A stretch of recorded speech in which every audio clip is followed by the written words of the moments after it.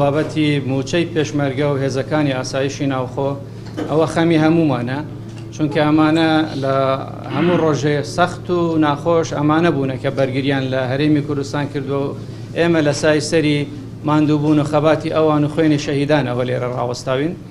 و ئەمە خەمی جەنابی سەرۆکی حکوومەت بۆ لە کۆبوونەوەی دوێنێش هی شانەی قەیرانی دارایی ئەم بابەتە گفتوگۆی لەسەر کراوە و بڕیار دراوە بە هەماهەنگی لە نێوان وەزارەتی پێشمەرگە و دارایی و ناوخۆ بۆ ئەوەی کە موچەکە ئەمڕۆ دەست پێ بکات بە دابەشکردن و بڕیار بوو کە ئەمڕۆ من هاتم لە هەولێر بڕیار بوو بەرپرسی یەکەکانی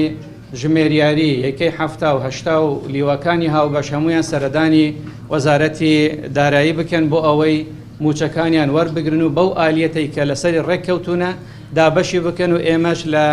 وەزارەتی ناوخۆ بە ڕێگای پۆلیسی هاتوچۆ پۆلیسی محەلی لەگەڵ ژوورەکانی ئۆپەراسیۆن لە ئاستی پارێزگاکان ئاسانکاری هاتوچۆیان بۆ بکەین بۆ ئەوەی کە ئەو بەڕێزانە موچەکانیان وەرگرن.